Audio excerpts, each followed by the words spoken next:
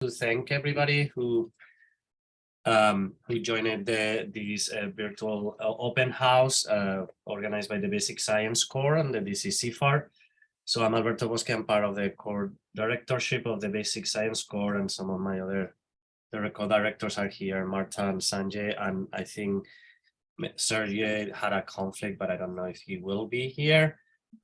So we want to thank both Dr. Jean, Jordan, and Cam for the presentation. So they are going to introduce the next generation sequencing laboratory. The NGS laboratory is directed by Dr. Jean Jordan, and who has more than 18 years of experience directing clinical microbiology, virology, and molecular diagnostic lab services, and over 30 years of experience developing molecular diagnostics assays for detecting infectious diseases. And sorry, I have a typo in here. And then Dr. Sorry, my apologies. Dr. Cam Winger, or Cam, is a research scientist and an NGS specialist with over 10 years of experience for whole genome and targeted DNA sequence, as well as RNA sequence at NIH, NIAAA, and at George Washington University. So I will let them, but Dr. Jordan and Gerard are available to consult for DC grant applications using next generation sequencing, and we're inviting them to explain their laboratory and their capabilities. And with that, I'll leave it to you, Jean. Thank you, Alberto. Well, I'd like to thank the DCCFAR for this invitation, and as well for their financial support that serves this core service. But I'd also, before I start, like to acknowledge Dr. Amanda Castell, because it was her NIH grant on molecular epidemiology of HIV, which was like the seed for us to actually get our first set of Illumina next-gen sequencing instruments. And so she was really the one that got this entire sort of plant sprouting for all of us. So thank you. Okay, that's not working. Our laboratory and core services for this next-gen sequencing effort is in the Science and Engineering Hall on the 7th floor. We are part of the School of Public Health in the Department of Epidemiology. And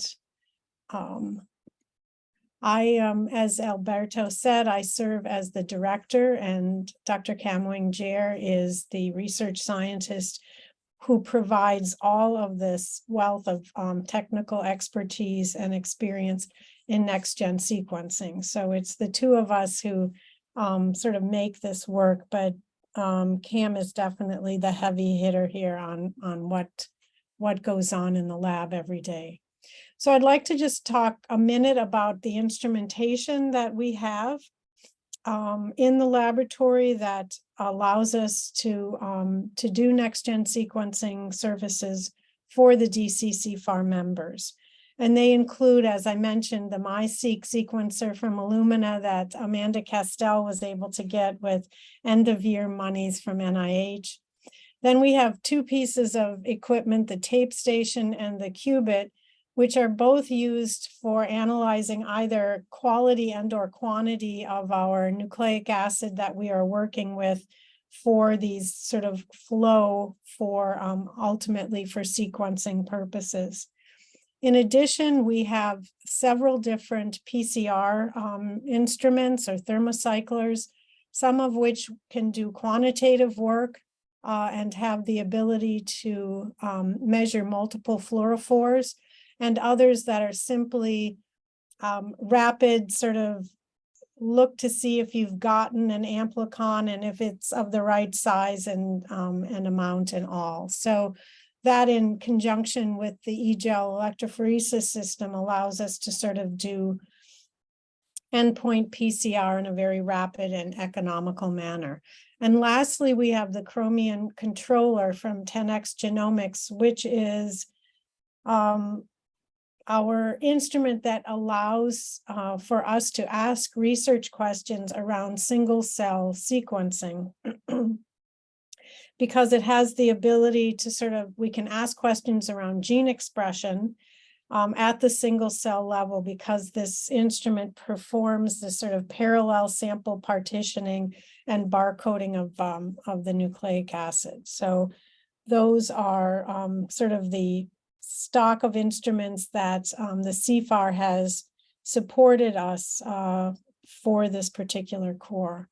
When we think about sort of the budget considerations, and I have to say, Dr. Kamwing-Jer is always so intent on how can we do this with to generate high quality data, but with the least amount of sort of impact on your budget. And so he really helps the DC CFAR members kind of walk through and figure out the most economical way to run these experiments, as well as sometimes even being able to get discounts from vendors. So he's really a good used car salesman in that regard.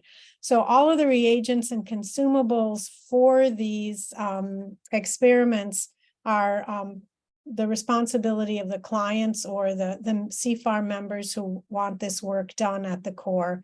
All of the labor, instrument costs, and the preventive maintenance agreements are supported by the DC CFAR themselves.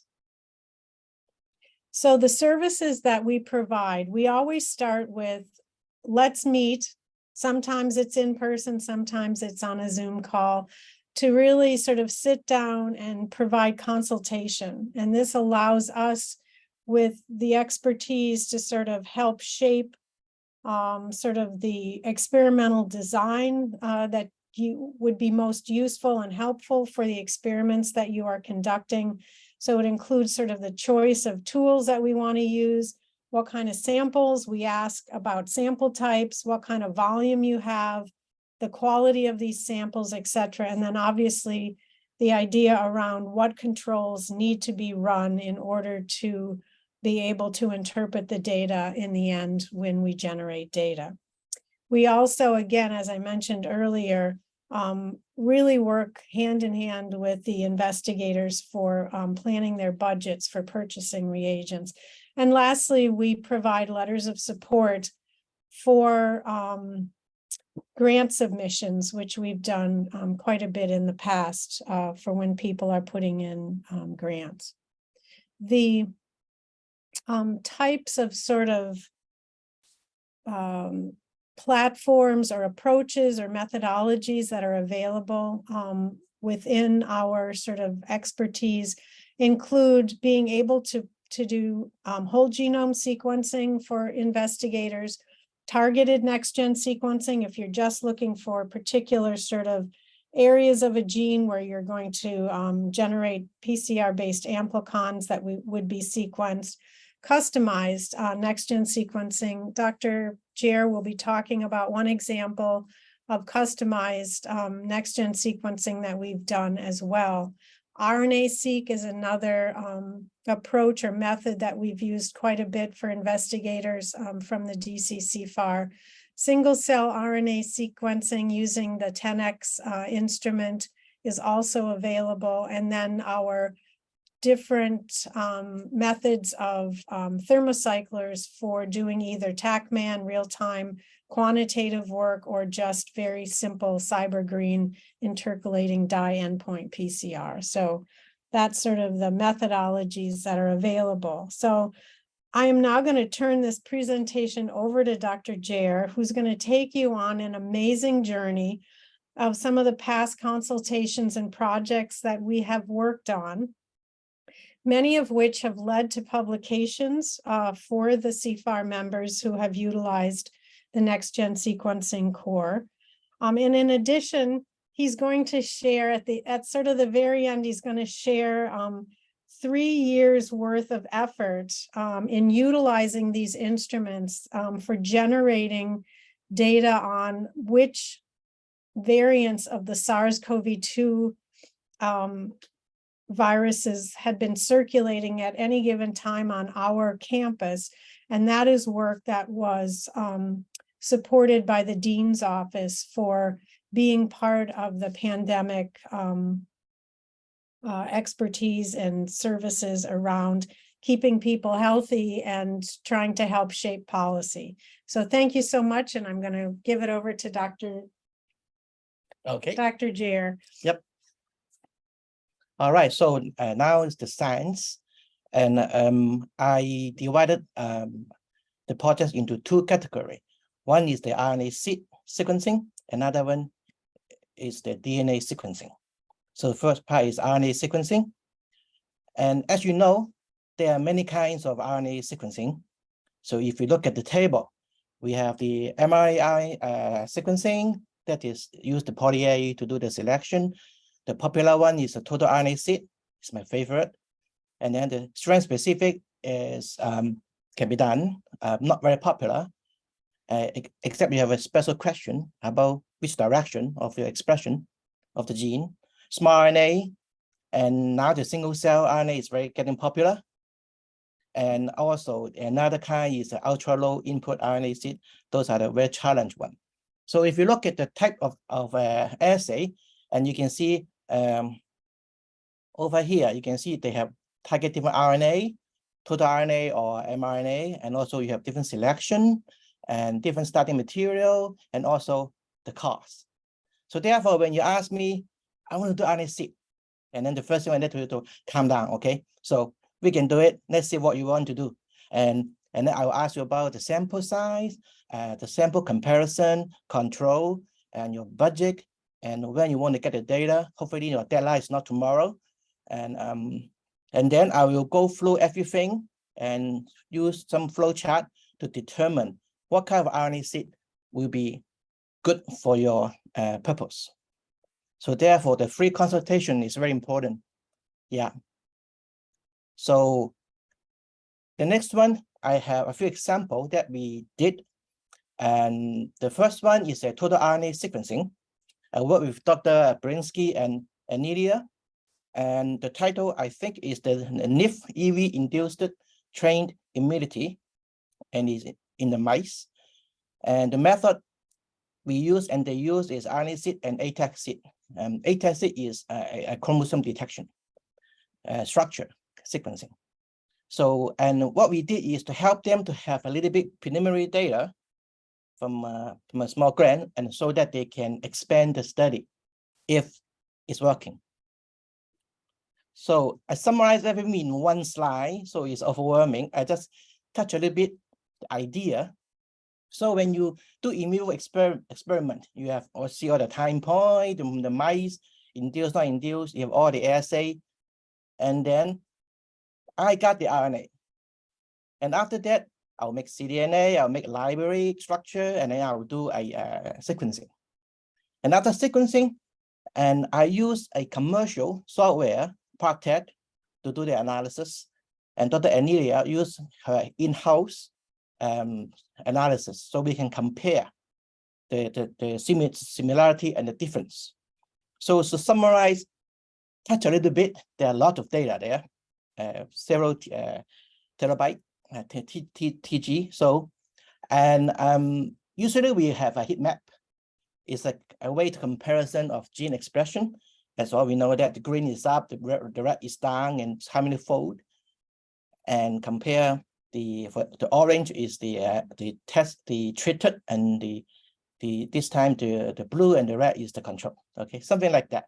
So we have an idea what kind of gene will be interested, and then we can use a pathway analysis to see what kind of pathway from those genes may be related. And at the same time, they also prepare the ATAC-seq library. Again, it's a sequencing to study chromosome structure related to expression. The simple idea is chromosome open, it express. If chromosome closed, it stop. I mean, as simple as it is, usually. Yeah. But anyway, may not be the truth sometimes. But anyway, so after they have the library, I help them to do this quality to make sure it's good. And then I think they send out for sequencing because it's a huge throughput that you cannot do by myself. And after that, we got the data. So we play with chromosome wheel and also the gene section to see what's going on. And so here's the summary of what happened. And we have some preliminary data to show that, yes, the treatment is working and the differential gene expression, we can see the difference. And also the ATAC show a little bit different related to the chromosome structure. And after that, they expand their study, both RNA-seq and ATAC-seq, and using a Illumina high-seq sequencer, and they send it out to a company. The reason is because when you have a huge output, you want a huge throughput, and the company is always more cost effective, especially if we have 24 samples or more. You can ask for discounts. I did that before. So I highly recommend people to use company when you know what you're doing, because we have preliminary data, and you can ask the company, and it will be a better choice. And also, we don't have a high seq, so that's the reason. And it ended up very well. They published it in 2022. And you can take a look of this paper. It's a very nice paper. So there's one example. So another one is the challenge one. So it's an RNA sequencing for FFPE samples. And we all know that FFPE sample is not easy to work with because they're not too friendly for RNA. So, but Dr. Richard Scott want to try this on a placenta sample. And so we tried the RNA-seq using the CFAR microgram and to see what can we do it from this sample. At that time, my bet it's not going to happen. Usually, FFPE sample for RNA-seq, you only work less than 5% of your chance, from my experience, and very expensive. But we won't have to try to see what we can learn from this approach. So I designed a workflow. I like to do workflow, and we get FFPE sample, RNA. The key is we QC them to see whether they are good enough to move on for library preparation, and then next-gen sequencing, and then data analysis. So the key is the QC, if we can get any good RNA. This is the result of the RNA.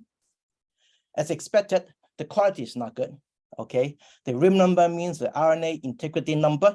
It have to be higher than 4 to get good result. And you can tell, we got 2, the best. As expected, because FFP has been, we call trauma by all this treatment. So therefore, the RNA usually not that good. Usually FFP is very good for DNA-seq.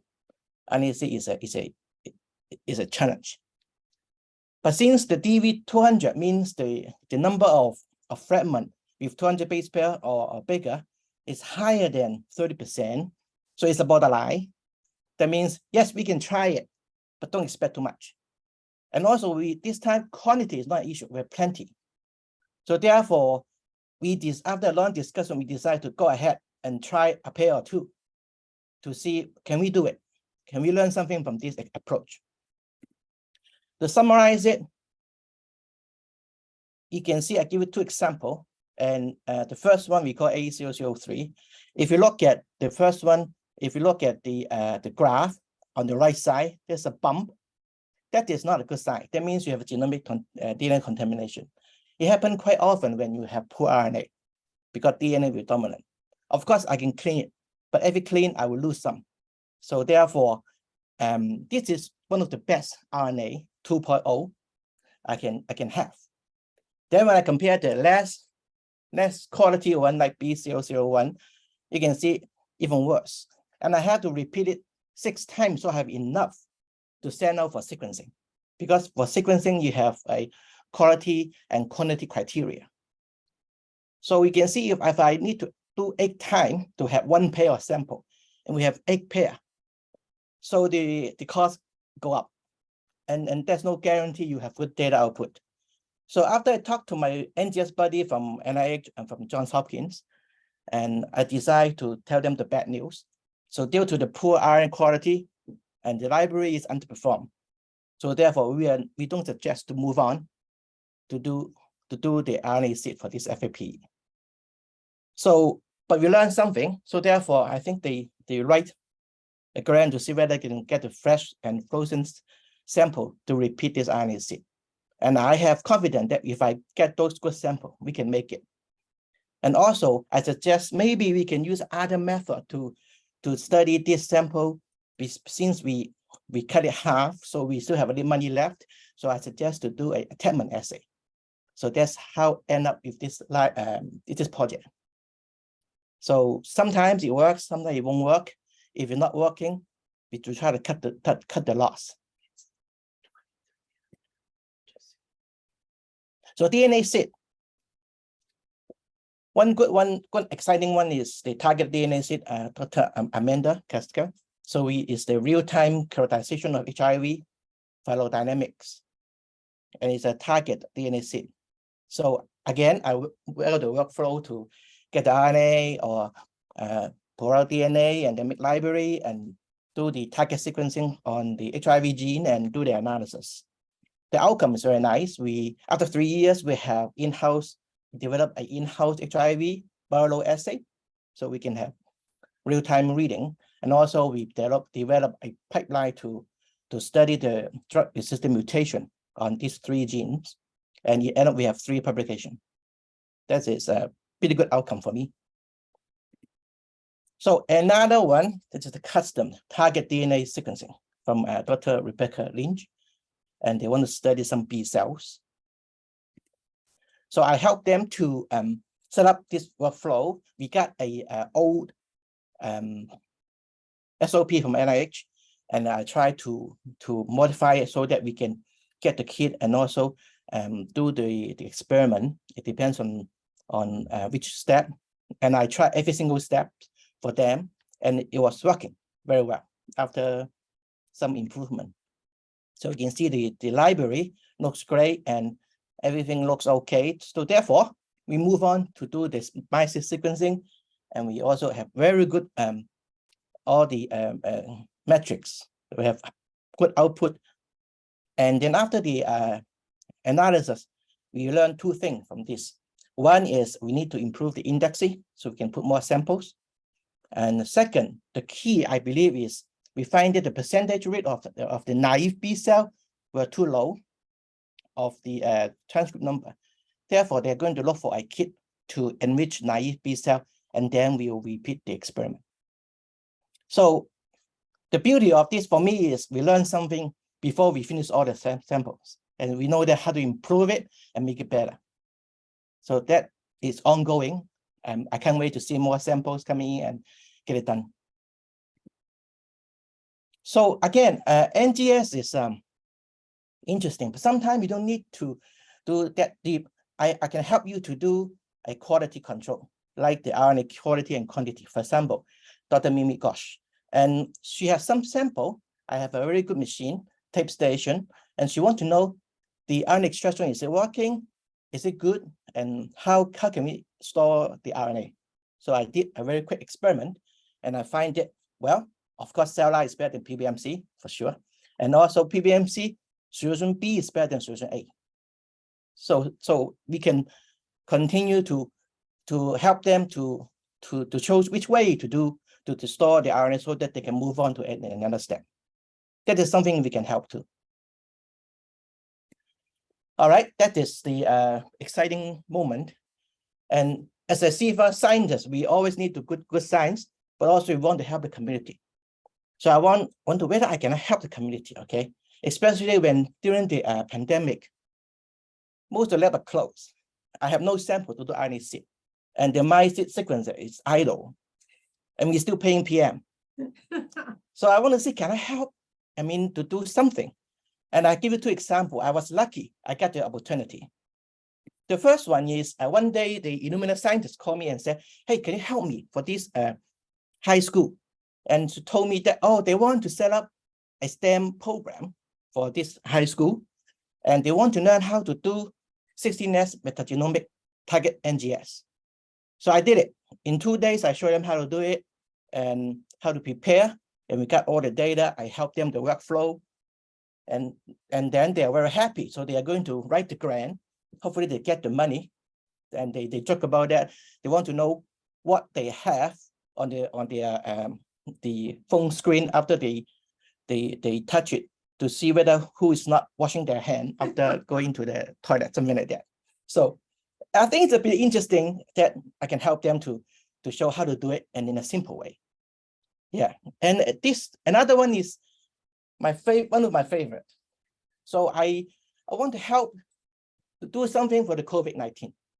So, and I got the chance, thanks to Dr. Lin, Goldman, and Amanda Cascale, and everybody.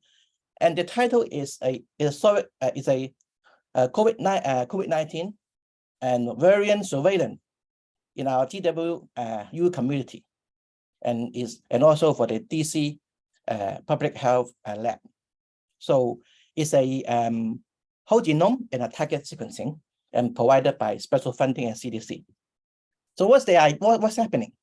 So as you know, we have this virus attack us all of a sudden, and we want to know what's going on so we can have some policy.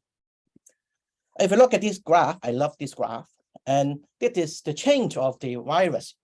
Started from here, actually it's a 19A, that is the Wuhan strain, then to the Alpha, and then Delta, and then Omicron. And this line is the Omicron outbreak. All of a sudden, we have 200 samples per week instead of 50. And then they become different Omicron, BA1, BA2, BA5, BQ1, XBB, you name it.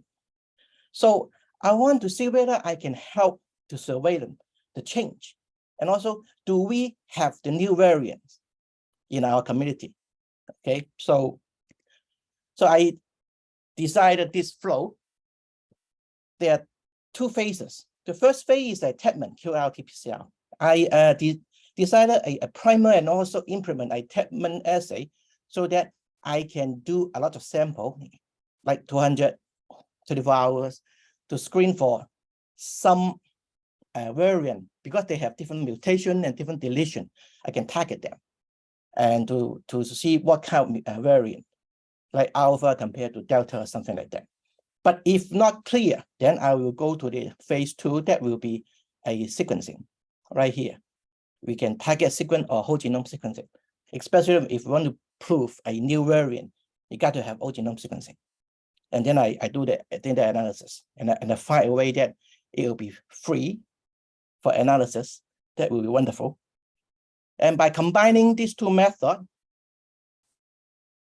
there is a summary from March 2021 to July 2022. We analyzed 2,000 plus sample, and we can distinguish who they are.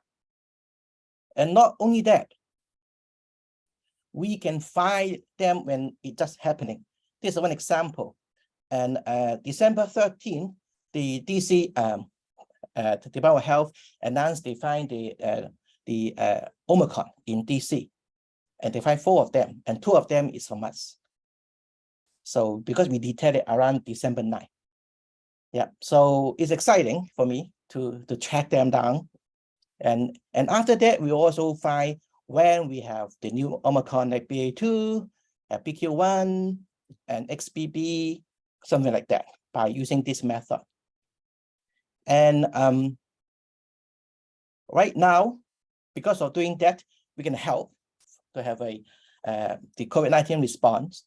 We can have real-time surveillance. We can make policy. I remember they closed the school after I told them we have Omicron, and to save life. And also, right now we have already submitted 42 different COVID whole genome sequence to GISAID for public sharing. And at this moment, the one we have, I detected, is the XBB.1.5. We haven't have the XBB.1.16 yet, but because we are closing down, so I may miss those samples. So therefore, I don't have a full collection, missing one. All the Omicron, I already sequenced it with whole genome, except one. So that is all the example we can do. And thank you for your attention. I know it's a lot of information. So the take-home lesson is free consultation. That's important. And if you want to know more, also you can take my summer class, but that's the advertising. So so in August, I'm teaching a lab, NGS lab. Okay, you're welcome. So, but anytime you can contact me, and I can send you a lot of info about NGS, about how to do things. And I think we're ready for questions.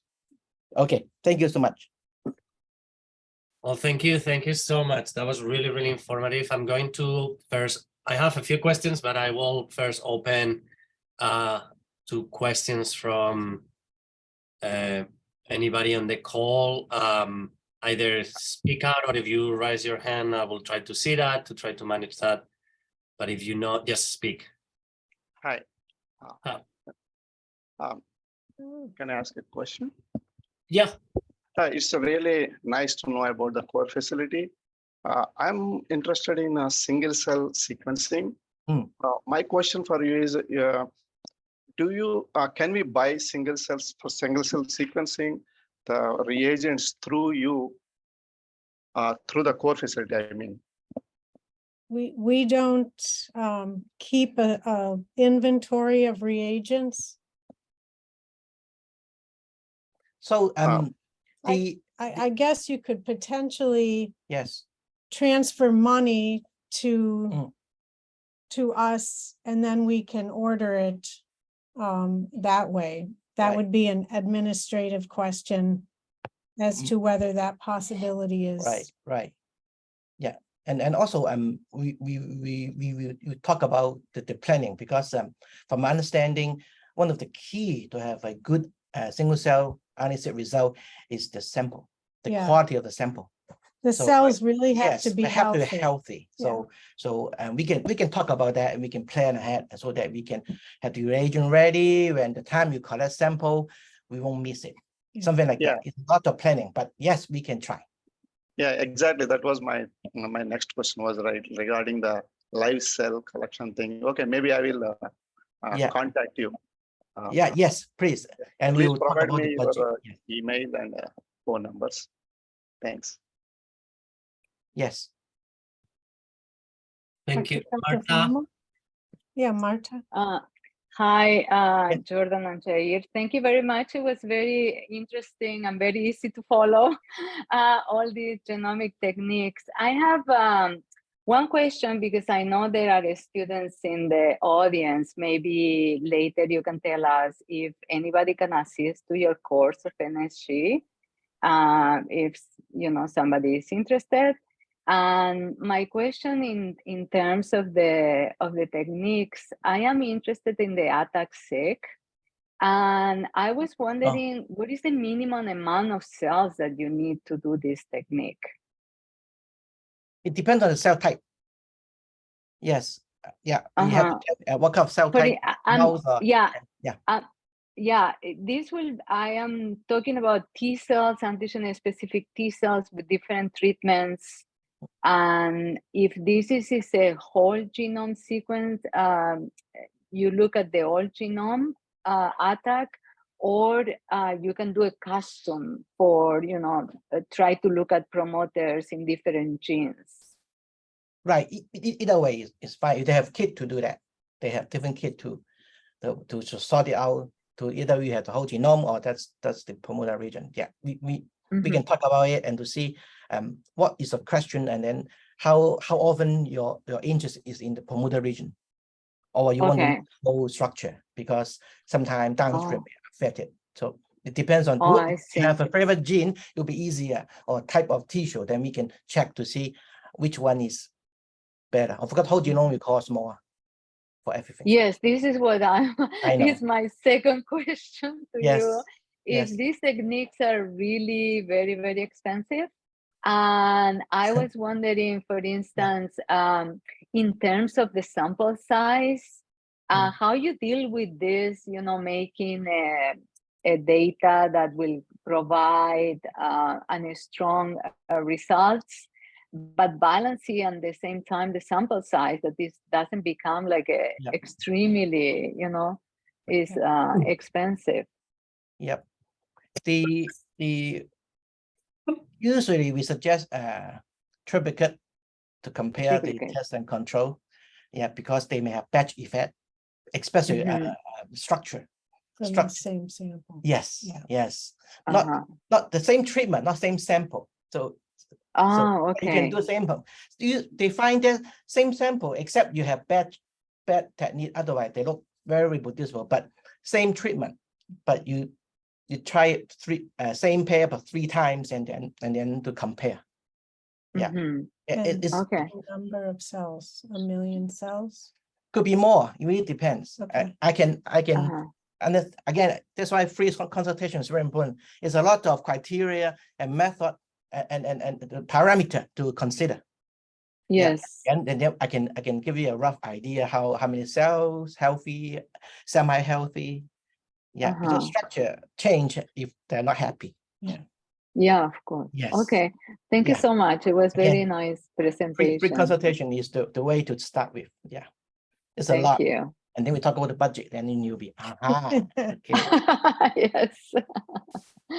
Yeah, absolutely. Thank Yeah, you. single cell and HAC is quite expensive. Yes. Mhm. Thank you. I mean, I have a couple of questions. I'll start, and then if anybody else has questions, please. The first question, obviously, now with NSG, there are two. It's kind of related questions. Is that data storage, and then have you? I mean, now that we have this new NIH policy on data sharing, like is there any guidance that you can provide also to investigate? Because honestly, like everybody's like, how do we fill this new document and how do we do all this? Yeah. So it's like, do you have already kind of SOPs and practices and policies that are going to be on or are already on agreement with NIH, new change in policies on data sharing, because this is all genomics data. And then, you know, how do you deal with data storage? You say these are terabytes of data. Yeah. You know, Yeah. if you can expand a little bit on that, maybe not as scientific, but as important. Okay, so from my understanding, NIH change the rules all the time. So you have to check it every time when you think about it. And for my last check, and I remember it depends on you are human or a mouse. It's different. And also number of sample, number of sequence, put it this way, file. Last time, remember, if more than 99, you have to submit it or something like that. And also, is it published or not published? They change. The moment, the time we need that, we can check again. So it's complicated depending on the type of your sample and how many sample. If we have clinical, totally So I think difficult. the other question was on capacity to store data. Oh, amount of data. Huge. If you study, we don't have that capacity. No, yeah. For example, a raw data for a RNA seed or ATAC seed, raw data, not the simplified one, easily 500 gig. Yeah. So you need a lot of storage to I mean, you have to, after you publish it, you have to keep it for several years. But you can submit it to the public domain. Then that will save you some space. Something like that. I maybe others in the call know, it's like I know that GW has some type of storage for data, right? Like you can pay for it. Yep. I So, heard about they have a new system. but That's it's like, for example, if you are like, let's say, I'm sorry, Marta, I'm going to put you in the spot. But you do some experiment for Marta, you have a lot of data. Then how do you deal with the transfer of the data? Is the investigator has to provide a place where you can load all the data, you know, I think so, but we have to dig into it. Yeah, they have they used to have, they have the system called One. Now they have a new data. I just talked to Nick last week. Yeah, and we can store over there and then use some special tool you can transfer and pick up. Yeah.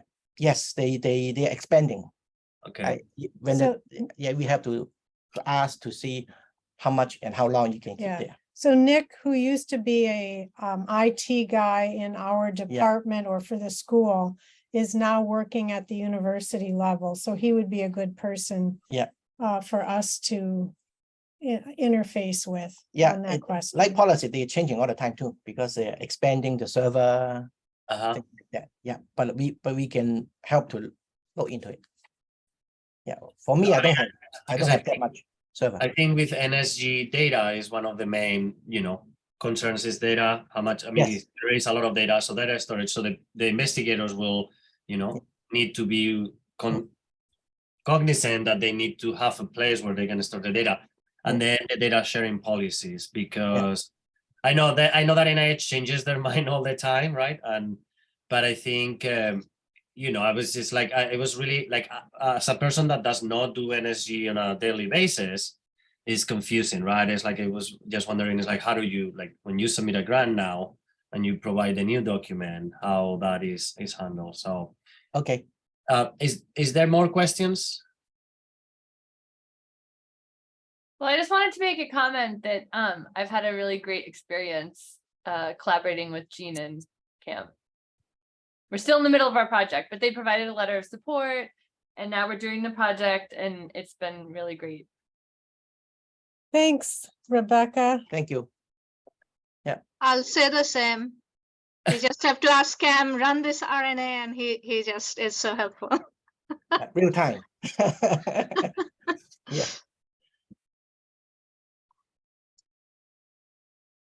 So have you had a lot of use on the 10X? You know, I know that we started, but then a pandemic happened, and then we never, like with Rebecca, I remember we were trying to do something. Have you had a lot of use on the 10X genomics? Not really, because 10X is you have to have a very specific question. Yeah, okay. Everybody, when they talk about, oh, I want to do single cell, okay, but why? I mean, if bulk RNA-seq can give the answer, you don't need to. But so that's therefore. But yeah, in our HIV usually, except PBMC, you really, maybe the mouse treatment. Otherwise, you really don't need that fancy, and it's not cheap. And the moment I tell you the cost is, oh.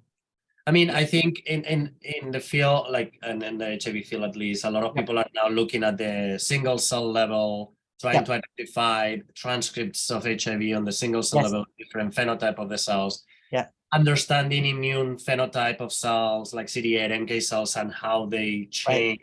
Right. So I mean, that's good. Yeah. I need to contact you later. We have a project. We're gonna look at subsets of NK cells. And there's like 10X maybe the way to do it. Right. So, but I think you know, I was just wondering. Yeah.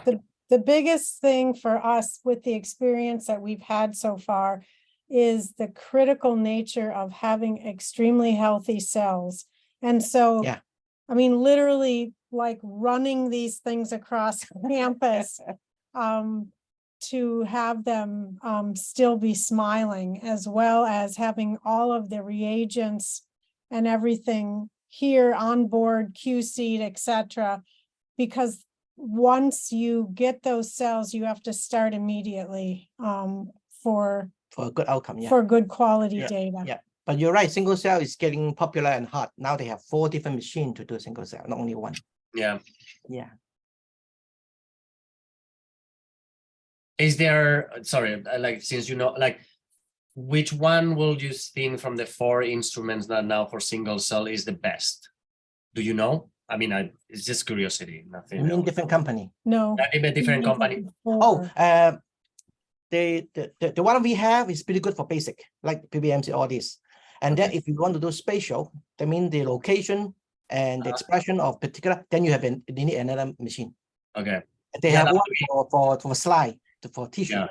And one more, I even don't understand it. They just got out. So ours is the first generation. Right. I remember. But they're all companies, they're all expensive. That's all. No, yeah. But it's getting there. I mean, it's getting popular. Yeah, no, I mean, it's like. And again, it's about the question. Yeah, no, I agree.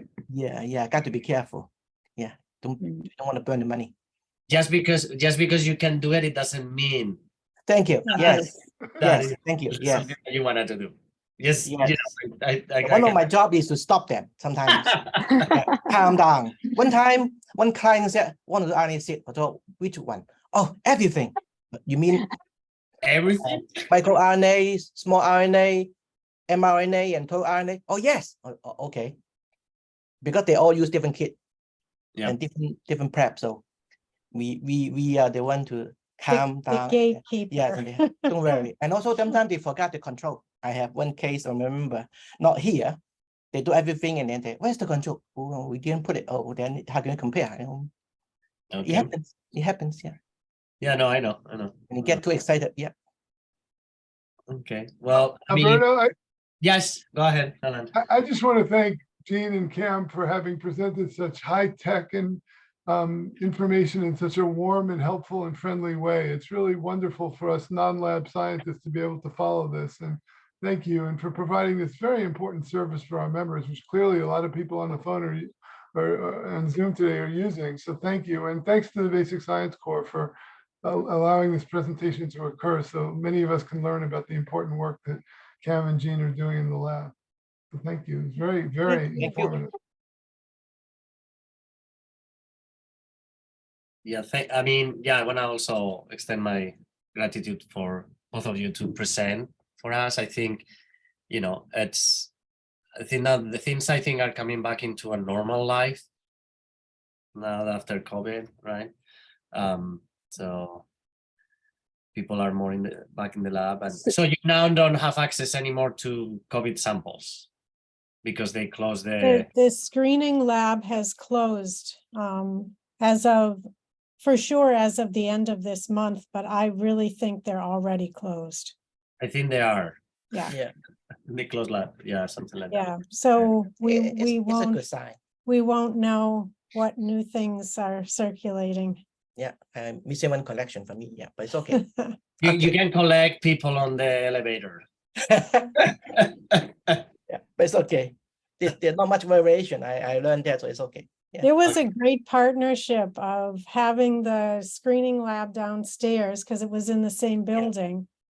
Walk up samples to us that had at least a low enough CT value that we knew we had enough target.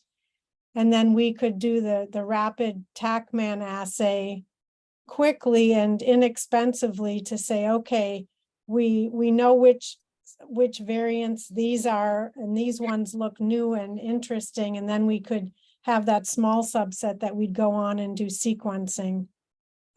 We would target the spike gene first. And then if we did have a unique variant that we wanted to upload into GISAID, then we would do whole genome sequencing because that's what they required. So it was a very interesting 3+ year journey. Yeah, and also we also at the beginning we also helped the DC public health to do 600 sample. When they are getting ready to get the robot and all the machine, they need help, so we support them too. Yeah. I was a robot. Now they have their real robot. So